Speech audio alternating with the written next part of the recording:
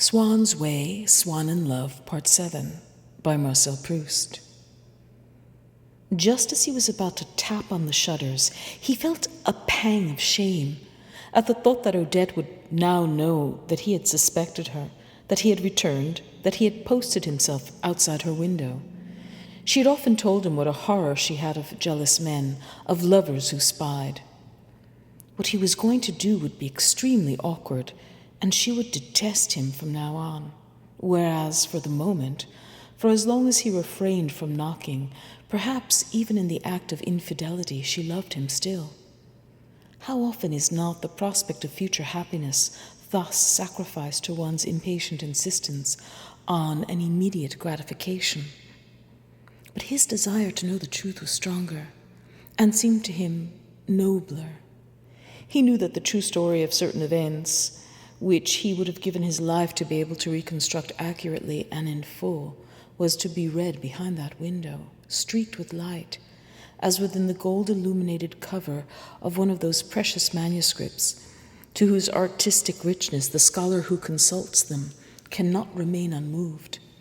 He felt a sensuous longing to know the truth that was so impassioned in him, in this unique copy, ephemeral and precious, of translucent material so warm and so beautiful. And besides, the advantage that he felt, which he so desperately wanted to feel, that he had over them, lay perhaps not so much in knowing as in being able to show them that he knew. He drew himself up on tiptoe. He knocked. They had not heard. He knocked again, louder. Their conversation ceased. A man's voice, he tried to distinguish whose. Among those of Odette's friends whom he knew the voice could be, asked, "Who's there?" He could not be certain of the voice. He knocked once again, the window first, then the shutters were thrown open. It was too late now to retreat, and since she must know all so as not to seem too contemptible, too jealous and inquisitive, he called out in a careless, cheerful tone, "Please don't bother. I just happened to be passing and saw the light. I wanted to know if you were feeling better." He looked up. Facing him, two old gentlemen stood in the window, one of them holding a lamp, and beyond them he could see into the room, a room that he had never seen before. Having fallen into the habit when he came late to Odette of identifying her window by the fact that it was only the one light still lighted in a row of windows otherwise all alike, he had been mistaken, and he had knocked at the window beyond hers in the adjoining house. He withdrew, apologizing, and hurried home, happy that the satisfaction of his curiosity had preserved their love intact, and that having feigned for so long when in Odette's company a sort of indifference, he had not now, by a demonstration of jealousy, given her the proof that he loved her too much, which in a pair of lovers fully and finally dispenses the recipient from loving enough. He never spoke to her of this misadventure. He ceased even to think of it himself, but at times a movement of his thoughts would encounter this memory, would stumble upon it, drive it deeper in, and Swann felt a sudden and intense pain, as though this had been a bodily pain. Swann's thoughts were powerless to reduce it, but in the case of bodily pain at least, since it is independent of the mind can dwell on it, can note that it has diminished, that it has momentarily ceased. But with this mental pain, the mind, merely by recalling it, created it again. To determine not to think of it was but to think of it still, to suffer from it still. And when in conversation with his friends he forgot his sufferings, suddenly a word casually uttered would make him change countenance as a wounded man does when a clumsy person has carelessly touched his aching limb. When he came away from Odette, he was happy. He felt calm. He recalled her smiles, gently mocking when speaking of this or that person, and tender for himself. He recalled the heaviness of her head when she seemed to have lifted from its axis, to bend it, to let it fall as though against her will on his lips, as she had done on that first evening in the carriage. Her languishing gazes at him while she was in his arms, snuggling her head against his shoulder, as though to keep warm. But then at once his jealousy, as though it were the shadow of his love, presented him with the counterpart of that new smile with which she had greeted him that very evening, and which, reversed now, mocked Swann and tendered her love to another, of that lowering of her head, but bending now to fall on others' lips, and bestowed on another all the marks of affection that she had shown to him.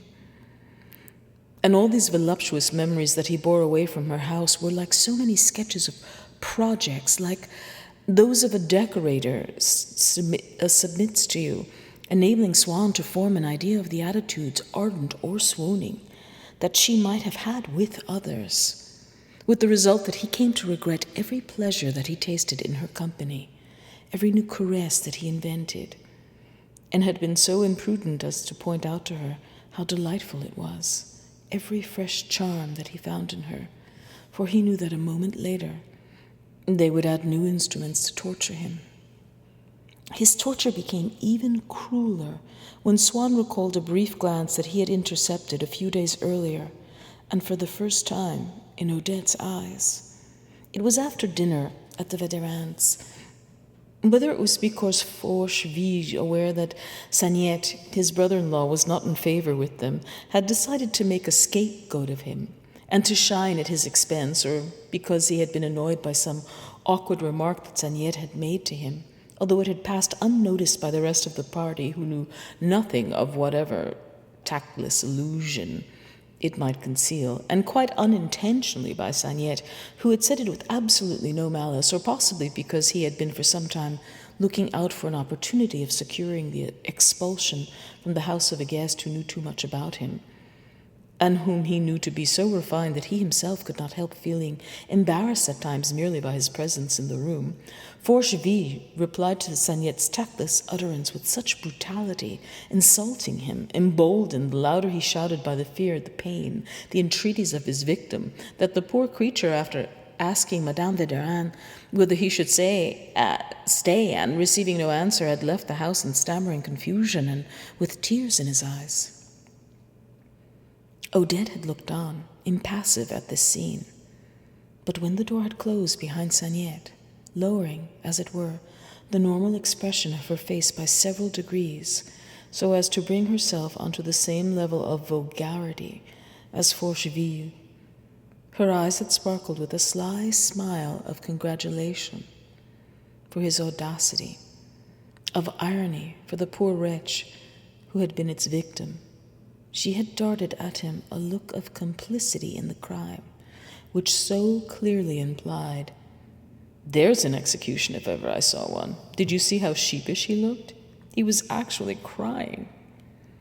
That Forcheville, when his eyes met hers, sobered in a moment from the anger, or pretended anger with which he was still flushed, smiled as he explained, "He need only have made himself pleasant, and he'd still be here.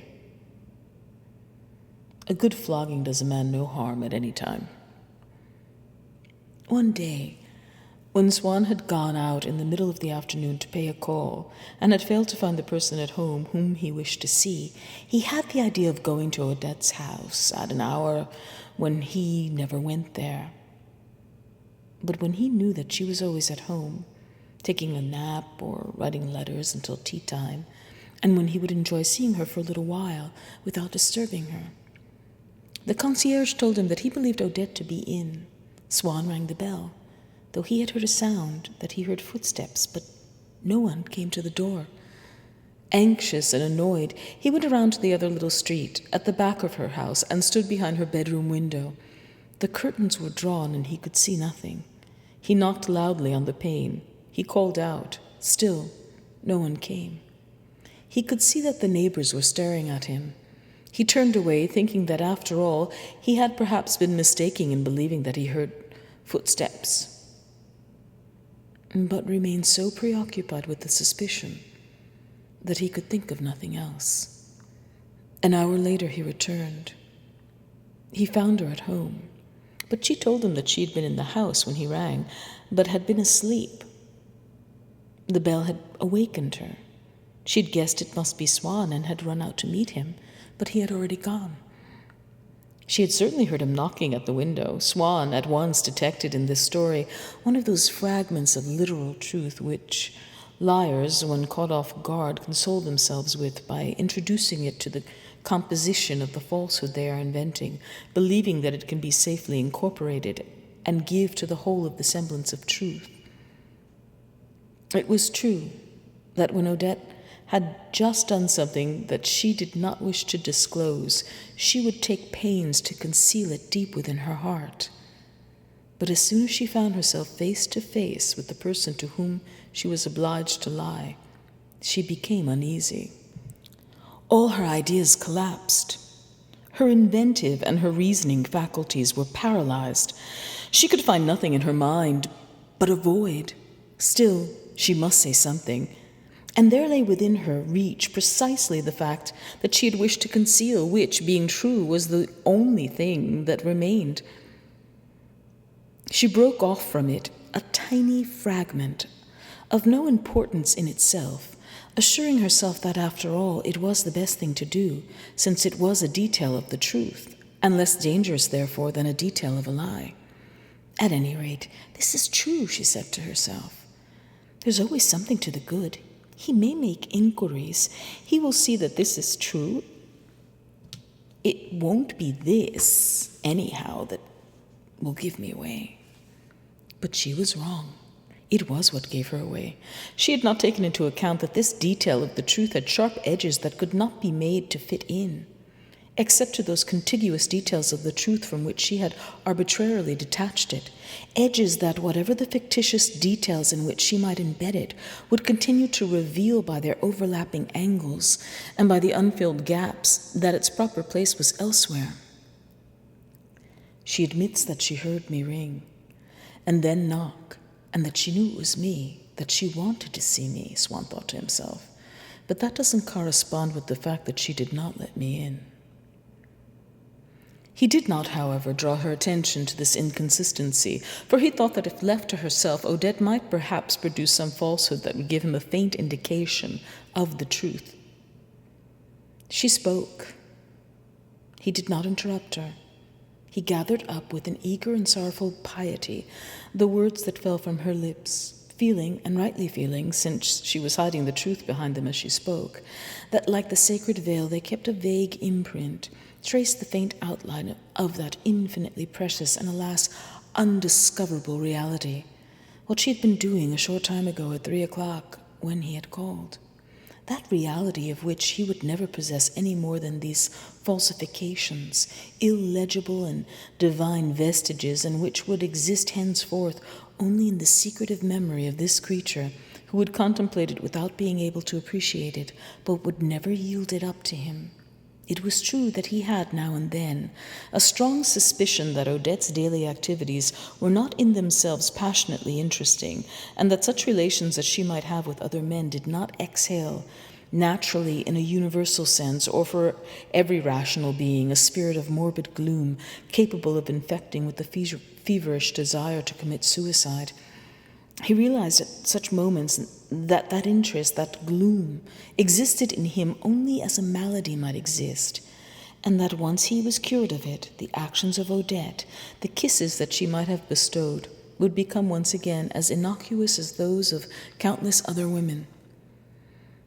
But the awareness that the painful curiosity with which Swann now studied them had its origin only in himself was not enough to make him decide that it was unreasonable to regard that curiosity as important, and to take every possible step to satisfy it.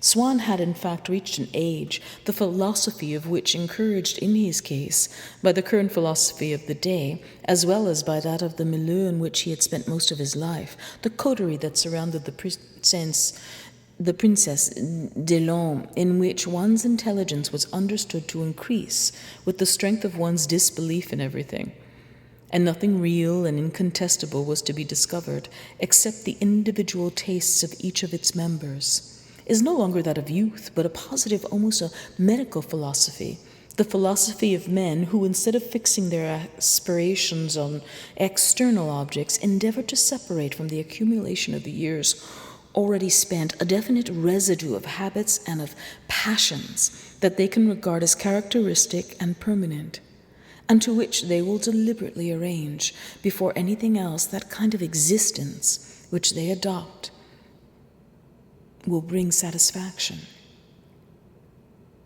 Swann deemed it wise to make allowance in his life for the pain that he felt not knowing what Odette had done, just as he made allowance for the fresh outbreak that a damp climate always gave to his eczema.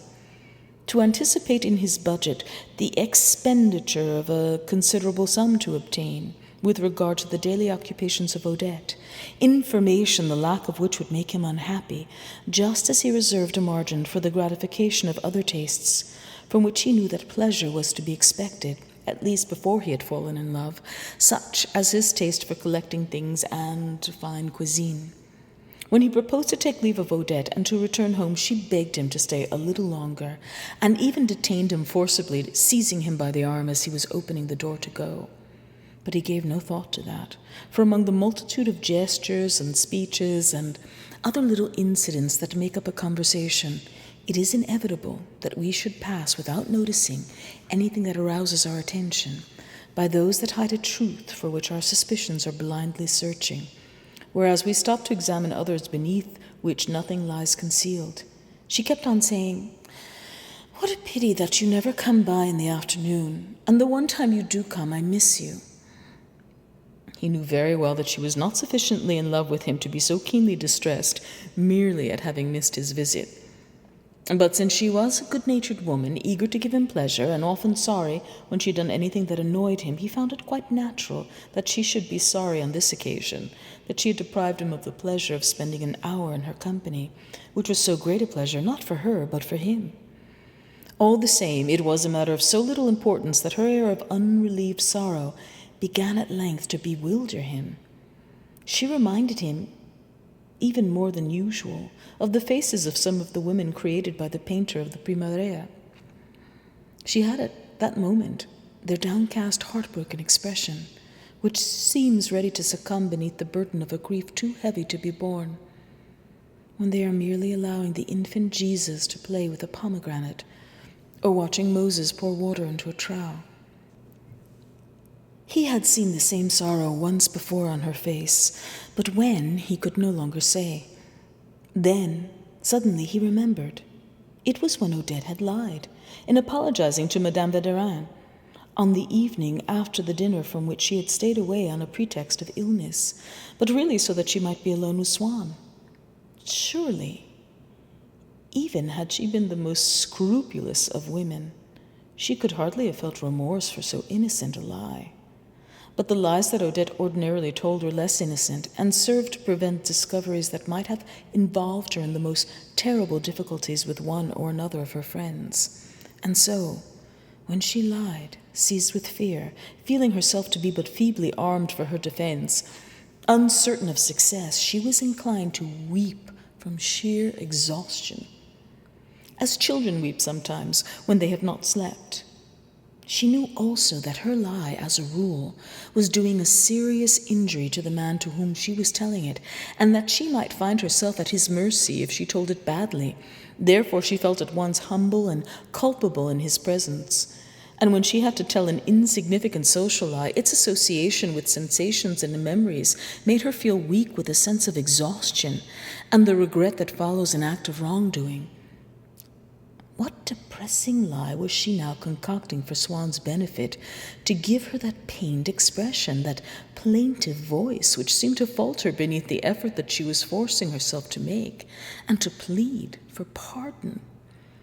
He had an idea that it was not merely the truth about what had occurred that afternoon that she was endeavoring to hide from him, but something more immediate, something possibly that had not yet happened but might happen now at any time, and when it did, would throw a light on the truth. At that moment, he heard the doorbell ring. Odette never stopped speaking, but her words were nothing but a moan. Her regret at not having seen Swann that afternoon, at not having opened the door to him, had become genuine despair. He could hear the gate being closed, and the sound of a carriage, as though someone was going away, probably the person whom Swann must on no account meet. after being told that Odette was not at home. And then, when he reflected that merely by coming at an hour when he was not in the habit of coming, he had managed to disturb so many things that she did not wish him to know, he had a feeling of discouragement that amounted almost to distress. But since he was in love with Odette, since he was in the habit of turning all his thoughts toward her, the pity with which he might have inspired for himself, he felt for her only, and murmured, "Poor darling." When finally he left her, she took up several letters that were lying on the table and asked him if he would be so good as to post them for her.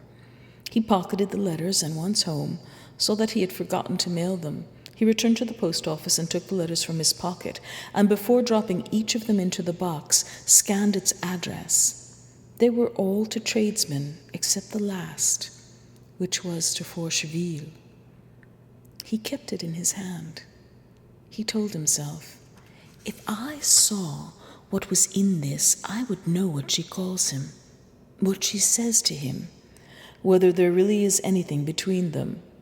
Perhaps if I don't look inside, I will be lacking in delicacy toward Odette, since in this way alone I can rid myself of a suspicion that is perhaps calumnious for her, which must in any case cause her suffering, and which can never possibly be set at rest once the letter is posted." He left the post office and went home, but he had kept the last letter in his pocket. He lit a candle and held up close to its flame the envelope that he dared not open. At first he could read nothing, but the envelope was thin, and by pressing it down on the stiff card that was enclosed with it, he was able, through the transparent paper, to read the concluding words. They were a very cold, formal closing. If instead of its being himself who was looking at a letter addressed to Forcheville, if it had been Forcheville who had read a letter addressed to Swann, he would have found words far more affectionate. He took a firm hold of the card, which was sliding to and fro, the envelope being too large for it, and then, by sliding it with his thumb, wrote one line after another beneath the part of the envelope where the paper was not doubled, through which alone it was possible to read. In spite of all this, he could not make it out clearly. Not that it mattered, for he had seen enough to assure himself that the letter was some trifling incident of no importance, and had nothing at all to do with love affairs. It was something to do with Odette's uncle. Swann had quite plainly read at the beginning of the line, "I was right," but did not understand what Odette had been right in doing. And suddenly, a word that he had not been able at first to decipher became apparent, and made the whole sentence intelligible. "I was right to open the door. It was my uncle." To open the door. Then Forcheville had been there when Swann rang the bell, and she sent him away, hence the sound that Swann had heard. After that he read the whole letter. At the end she apologized for having treated Forcheville with so little ceremony, and reminded him that he had left his cigarette case at her house, precisely what she had written to Swann after one of his first visits. But to Swann she had added, "Why did you not forget your heart also? I would never have let you have that back." To Forcheville, nothing of the kind, no allusion that could suggest that they were having a clandestine love affair. And really, he had to admit that in all this business, Forcheville had been misled far more than himself, since Odette was writing to him to make believe that her visitor had been an uncle, from which it followed that he, Swann, was the man to whom she attached importance, and for whose sake she had sent the other away. And yet, if there had been nothing between Odette and Forcheville, why not have opened the door at once? Why have said, "I was right to open the door, it was my uncle"? If she was doing nothing wrong at that moment, how could Forcheville possibly have accounted for her not opening the door? Swann stood still, heartbroken, bewildered, and yet happy, gazing at this envelope that Odette had handed to him without a scruple. So absolute was her trust in his honor, but through whose transparent window there had been revealed to him, with the secret history of an incident which he had despaired of ever being able to learn, a fragment of the life of Odette, seen as through a narrow, luminous incision, cut straight out of the unknown. Then his jealousy rejoiced at the discovery, as though that jealousy had had an independent existence, selfish, voracious of everything that would feed it, even at the expense of Swann himself. Now it had food in store, and Swann could begin to torment himself every day over the visits that Odette had received about 5 o'clock, and could seek to discover where Forcheville had been at that hour. For Swann's affection for Odette still preserved the character that had been imposed on it from the beginning, by his ignorance of how she spent her days, as well as by the mental lethargy that prevented him from supplementing that ignorance by imagination. He was not jealous at first of the whole of Odette's life, but of those moments only in which an accident, which he had perhaps misinterpreted, had led him to suppose that Odette might have deceived him. His jealousy, like an octopus that throws out a first, then a second, and finally a third mooring, fastened itself irremovably first to that moment, 5 o'clock in the afternoon, then to another again. But Swann was incapable of inventing his sufferings. They were only the memory, the perpetuation of a suffering that had come to him from without. From without, however, everything brought him fresh suffering. He had decided to separate Odette from Forcheville by taking her away for a few days to the south, but he imagined that every man in the hotel desired her and that she desired them in return, and so he, who in old days when he traveled used always to seek out new people and crowded places, might now be seen unsociable, fleeing the society of men as if it had cruelly injured him. And how could he not have turned misanthrope when in every man he saw a potential lover for Odette? And thus did his jealousy, even more than the happy sensual desire that had originally he felt for Odette, alter Swann's character, completely changing in the eyes of others, even the outward signs by which that character revealed itself.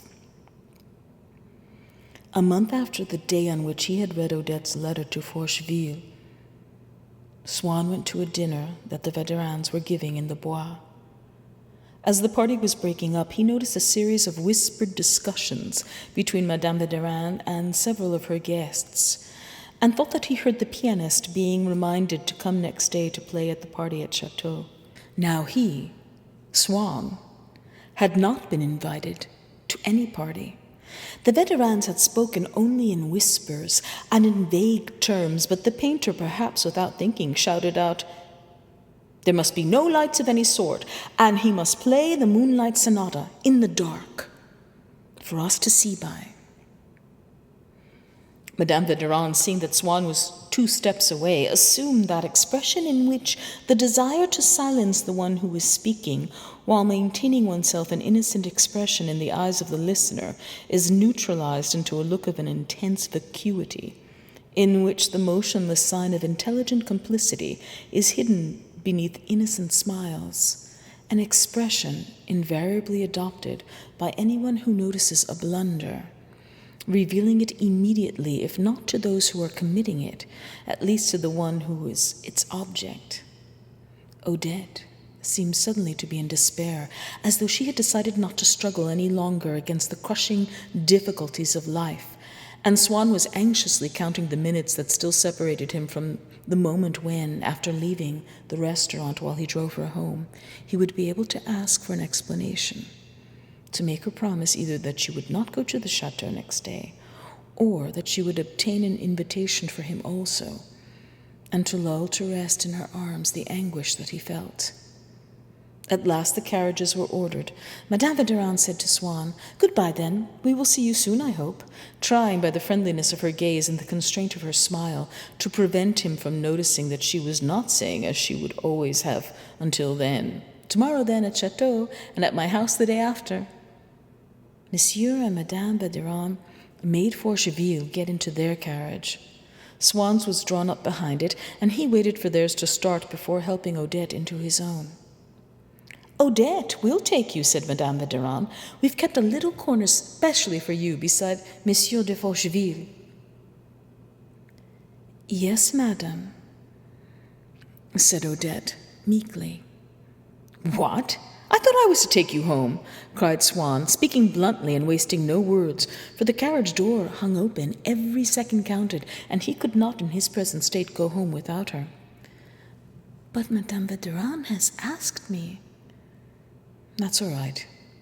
You can quite well go home alone. We've left her with you often enough, said Madame Verdurin. But I had something important to tell Mademoiselle de Crécy. Very well, you can write it to her. Goodbye, Odette holding out her hand. He tried to smile but looked utterly dejected. Did you see the liberties Swann takes with us now? Madame Verdurin asked her husband when they had reached home. I was afraid he was going to eat me simply because we offered to take Odette back. It's quite unseemly, really. Why doesn't he say straight out that we keep a brothel? I don't understand how Odette can bear such manners. He positively seems to be saying all the time, you belong to me. I will tell Odette exactly what I think about it all, and I hope she will have the sense to understand me. A moment later she added, inarticulate with rage, No, but don't you see the filthy creature? Using consciously and perhaps obeying the same obscure need to justify herself, like Françoise at Cambrai when the chicken refused to die, the very words that the last convulsions of an inoffensive animal in its death agony wring from the peasant who is engaged in taking its life.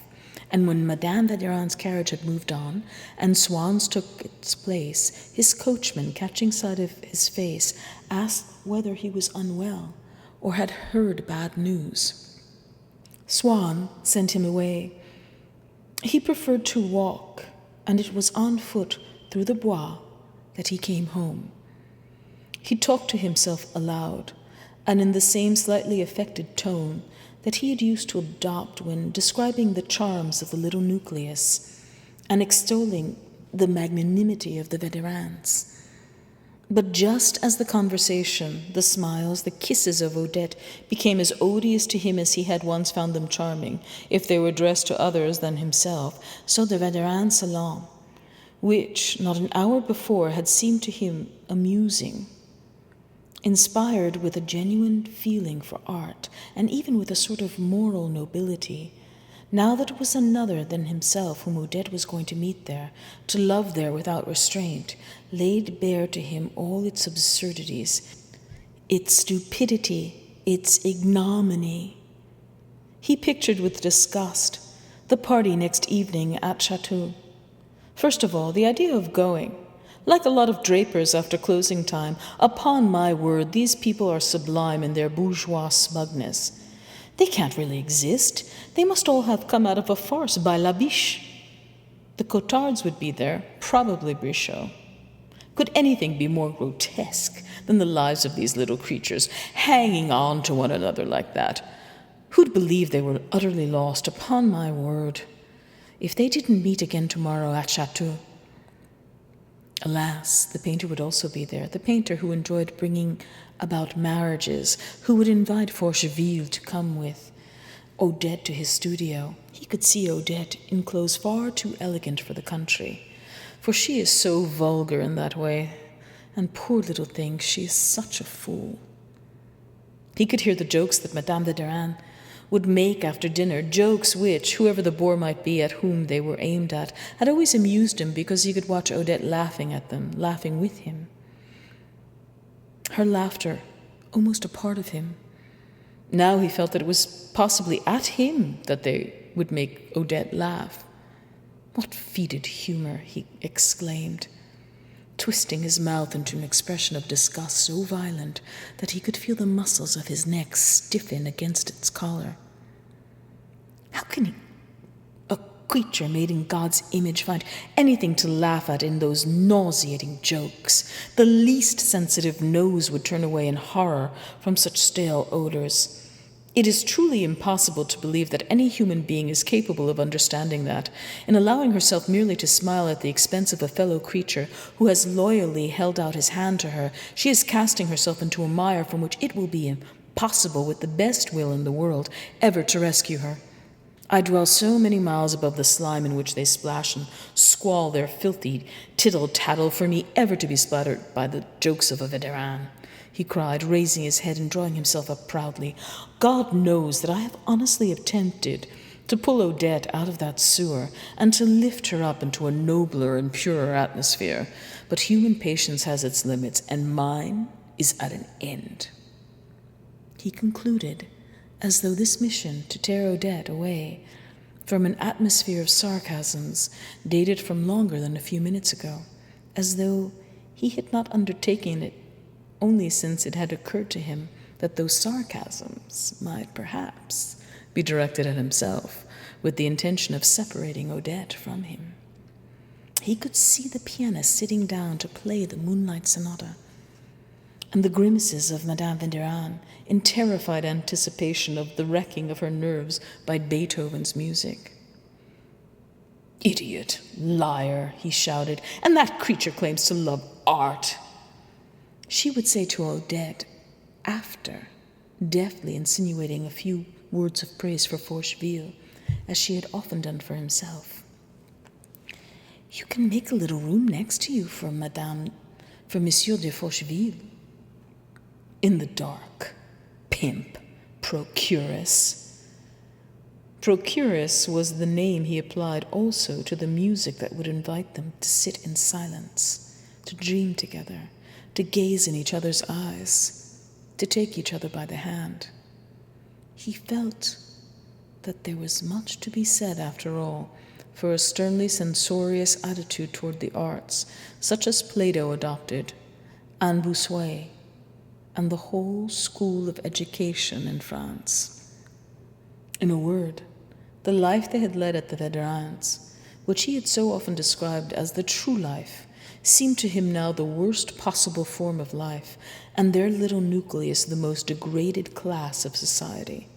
"It really is," he repeated, "beneath the lowest rung of the social ladder, the last circle of Dante. Beyond a doubt, the august text refers to the Verdurins. When one comes to think of it, surely society people, and though one may vilify them, they are, after all, a very different matter from that gang of ruffians, show a profound wisdom in refusing to know them, or even to dirty the tips of their fingers with them. What a sound intuition there is in that Noli me tangere motto of the Faubourg Saint-Germain." He had long since emerged from the paths of the Bois.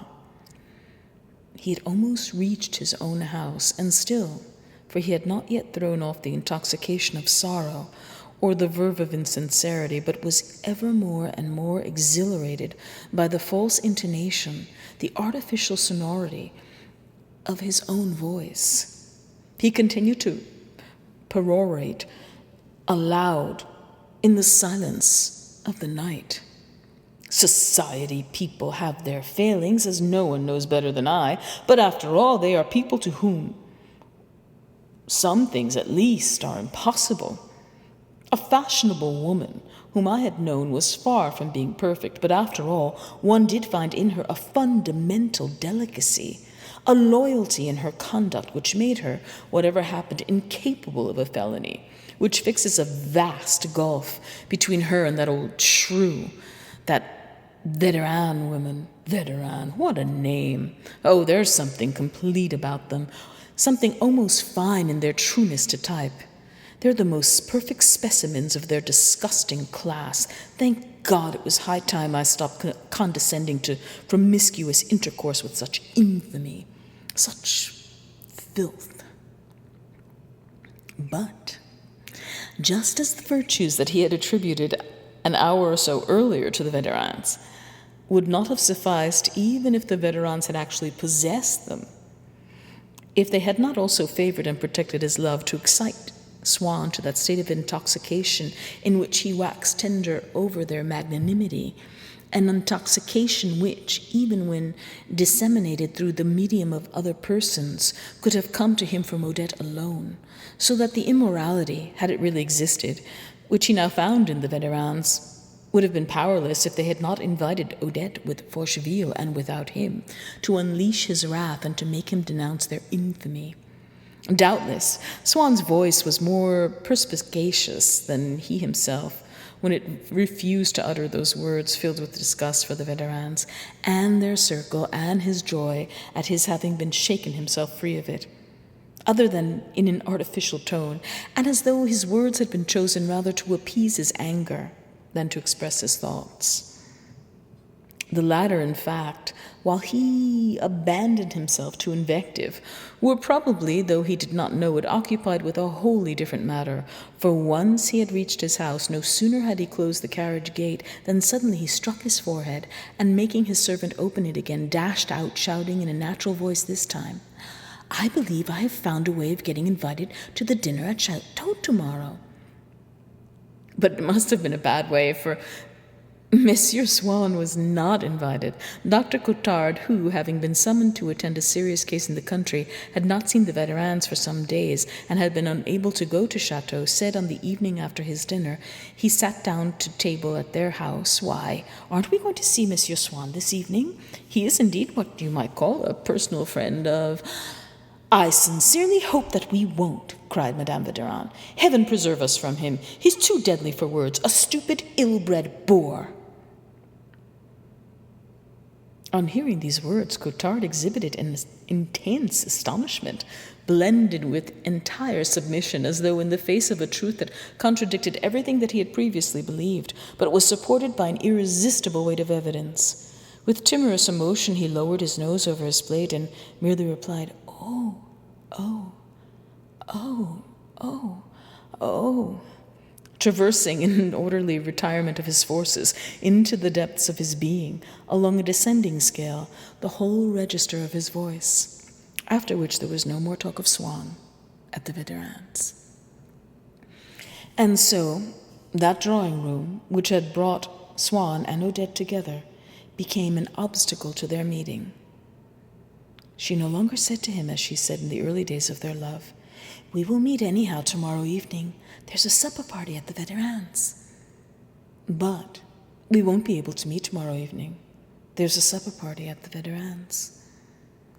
Or else the Veterans were taking her to the Opera Comique to see Une Nuit de Cléopâtre. And Swann could read in her eyes the fear that he might ask her not to go, which but a little time before he could not have refrained from greeting with a kiss as it flitted across the face of his mistress, but which now exasperated him. "Yet I'm not really angry," he assured himself, "when I see how she longs to run away and peck in that stercoraceous music. I'm disappointed, not for myself, but for her, disappointed to find that after living for more than 6 months in daily contact with myself, she has not been capable of improving her mind even to the point of spontaneously eliminating Victor Massé. More than that, to find that she has not come to understand that there are evenings on which anyone with the least shade of refinement should be willing to forego an amusement when she is asked to do so. She ought to have the sense to say, 'I will not go,' if only from prudence, since it is by what she answers now that the quality of her soul will be determined once and for all." And having persuaded himself that it was solely after all in order that he might arrive at a favorable estimate of Odette's spiritual worth, that he wished her to stay at home with him that evening, instead of going to the Opera Comique, he adopted the same line of reasoning with her with the same degree of insincerity that he had used with himself. Or even with a degree more, for in her case he was yielding also to the desire to capture her by her own self-esteem. "I swear to you," he told her shortly before she was to leave for the theatre, "that in asking you not to go, I should hope, were I a selfish man, for you to refuse, for I have 1,000 other things to do this evening, and I will feel trapped myself and annoyed if after all you tell me that you're not going. But my occupations, my pleasures are not everything. I must think of you also. A day may come when, seeing me irrevocably separated from you, you will be entitled to reproach me with not having warned you at the decisive hour in which I felt I was going to pass judgment on you, one of those stern judgments that love cannot long resist. You see, your Nuit de Cléopâtre, what a title, has no bearing on the point. What I must know is whether you are indeed one of those creatures in the lowest grade of mentality and even of charm, one of those contemptible creatures who are incapable of foregoing a pleasure. For if you are such, how could anyone love you? For you're not even a person, not even a definite, imperfect, but at least perfectible creature.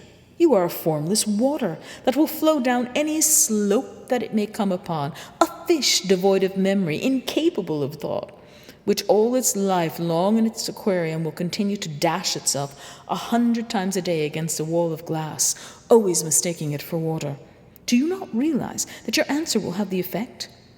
I do not say of making me cease from the moment to love you, of course, but of making you less attractive in my eyes when I realize that you are not a person, that you are beneath everything in the world and do not know how to place yourself above any of it. Obviously, I would have preferred to ask you, as though it would have been a matter of little or no importance, to give up your Nuit de Cléopâtre, since you compel me to sully my lips with so abject a name, in the hope that you would go to it nonetheless. But since I had decided to make the matter such an issue to draw such inferences from your answer, I considered it fairer to give you the due warning.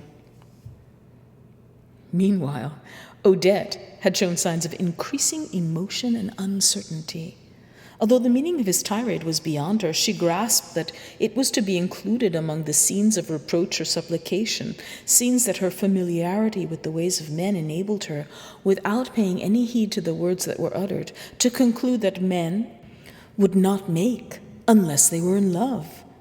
That from the moment when they were in love, it was so superfluous to obey them, since they would only be more in love later on.